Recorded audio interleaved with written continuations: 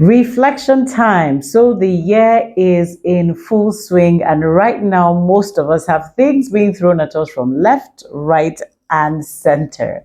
Right? You have family responsibilities, you have your wifely duties, you have husbandly duties, you have your kids' appointments, you have work deadlines, responsibilities, assignments, career goals, financial goals, health goals, or just plain life be lifing, right?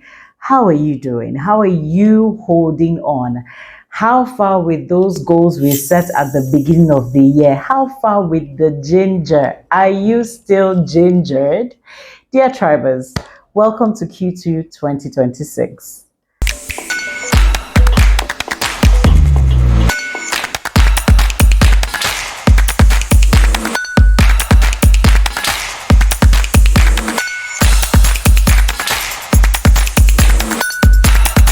Hello again, Tribers. So Q1 in 2026 is over. 3 months already gone. January, February, March, and this is April. I don't know what goals you set at the beginning of the year, but today we're going to be doing a little checking on those goals, on where we are. Perfection, remember, is not the goal, but consistency. Getting up, showing up. If it's 10%, 20%, 30%, 5%, 1% daily, right? But let's do a little check-in. Where are we? And let's see, the novelty has worn off. The motivation seems to be waning, but is there a way we can keep it up? Is there a way we can keep going on these things, showing up no matter how little here, a little here, a little there? I'm going to be sharing with you 7 tips that I'm working on currently to keep me motivated for the rest of the year. Okay, let's jump right into it.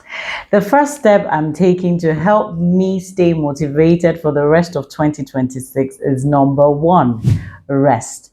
You know, I listened to a video by DDK where she was talking about the zone of high performance and the zone of high recovery. So essentially saying when you have had a busy period of go and achieving certain goals and all that, it gets to a time when you have to take a conscious and intentional break, right? Rest your mind, rest your body, rest, and then come back again. So there's some other period she described in between the zone of high performance, I believe is the zone of wise descent, and then there's another one of coming back up to high performance. If I find the video, I'll put the link in the description. But essentially, this period, I am consciously making time to rest intentionally so that I don't burn out.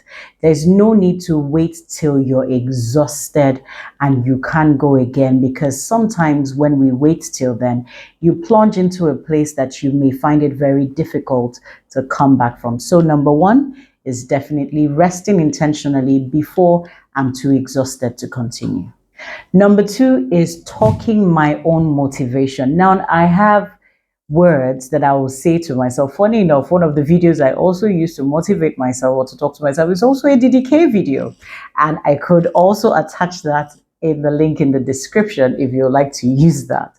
So I talk of my own motivation, and it gets to a point where I have learned something. I can't remember where I watched this, but it talked about roaring, right? Because sometimes you don't feel like it.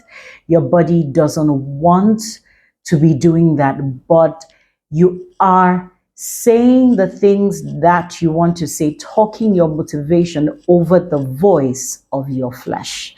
So what do I mean? Rather than being in a calm, oh, I can do all things through Christ. No, you are stepping out and you are shouting it at the top of your voice until you get every cell, tissue, and organ in your body in line with what it is that you want to be doing and where you want to be going.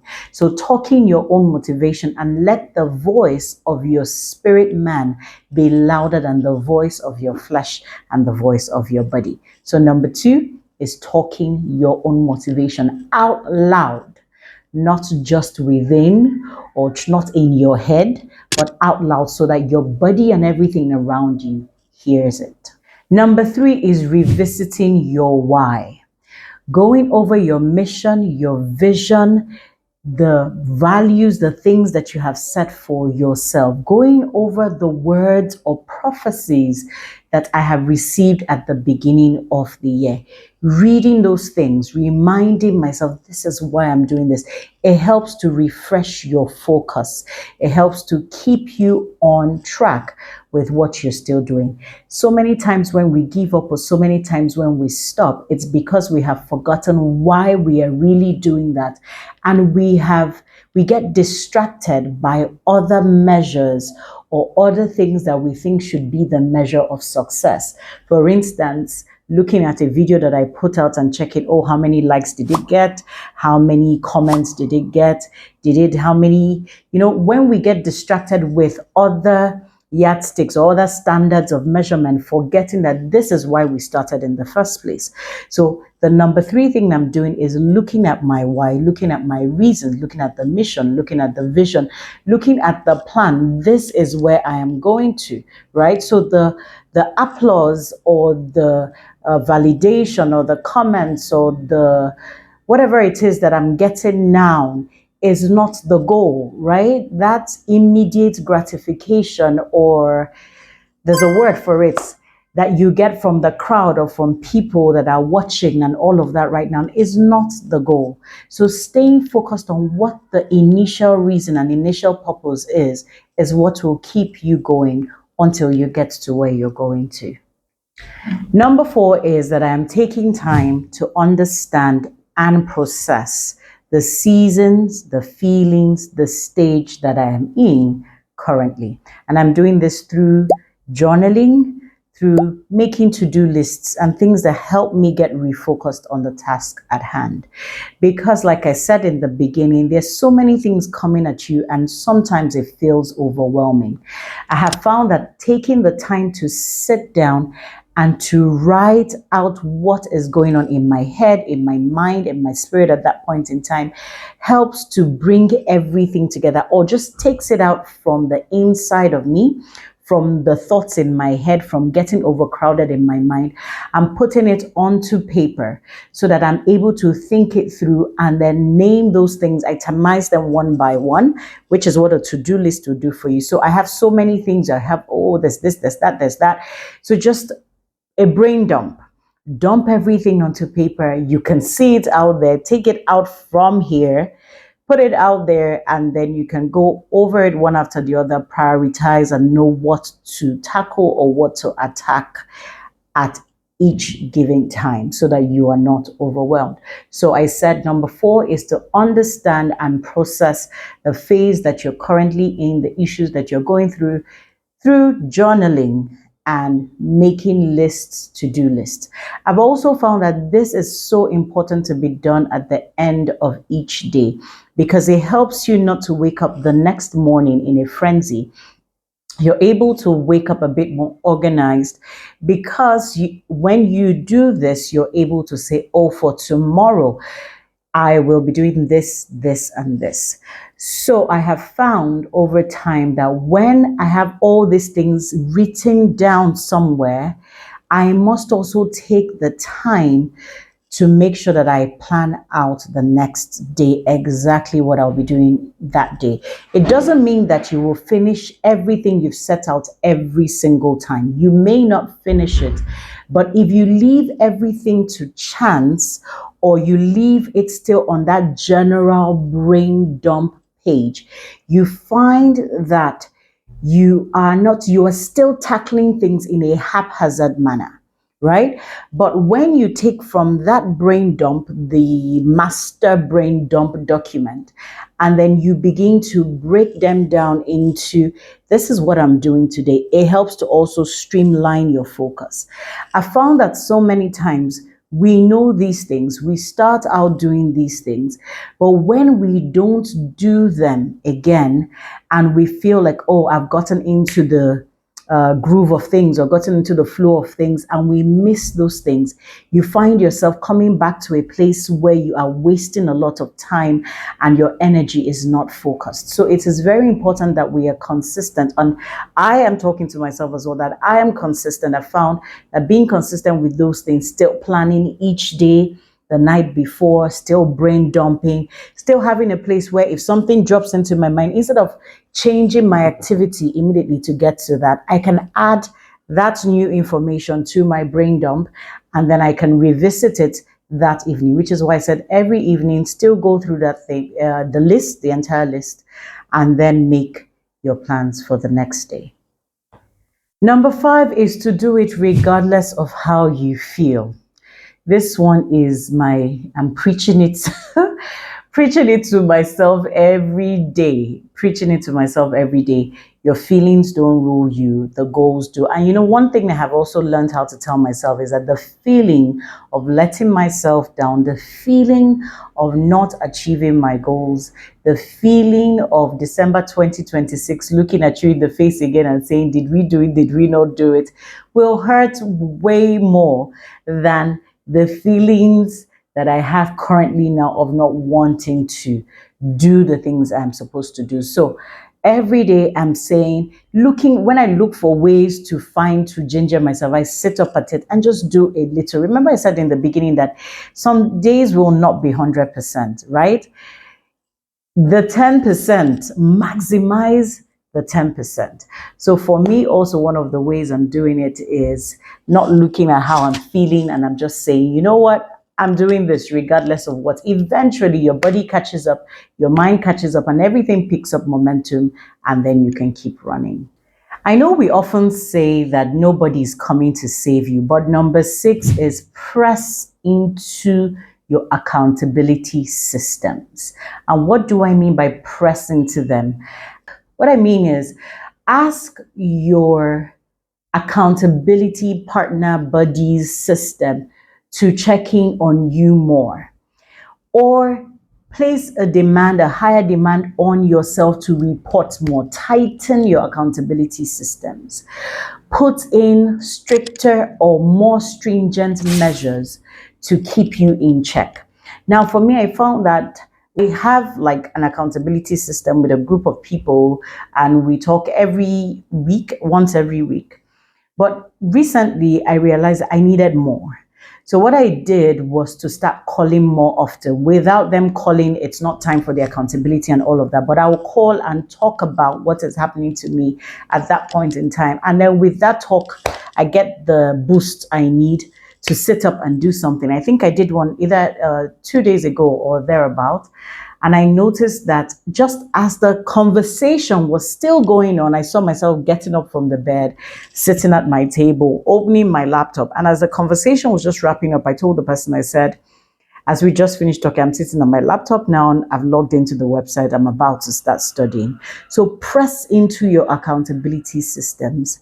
Strengthen your accountability system. Demand more, put more pressure on yourself. If there were no consequences, like maybe no financial consequence, to maybe attach something else that will push you a little more. Look for somebody who will be harder on you if your current partners are not as hard on you as you would like.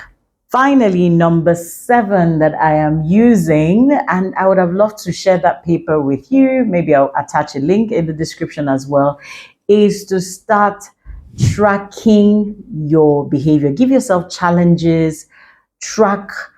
I noticed something, and this is where this is coming from. I noticed that my Bible app that I use in studying has streaks, right? And it tracks every time you log into the Bible app.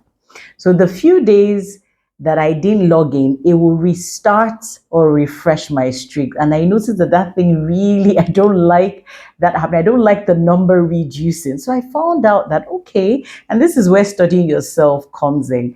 I found out that I really like seeing that streak continue. And I don't like going back to the beginning. So put up something that will challenge you. Decide on a 30-day challenge, a 28-day challenge, a 21-day challenge, 1-month challenge. Set up new challenges. So this is you setting up things that will ginger you again, that will get you motivated again.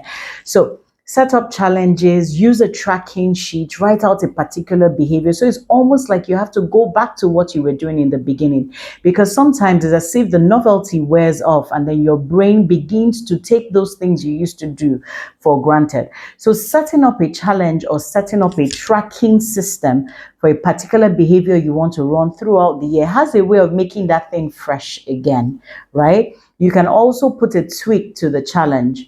So instead of just saying, oh, I'll work out every day, be very specific. I'll lift certain weights every day. So choose a particular thing that you want to track for the next 30 days.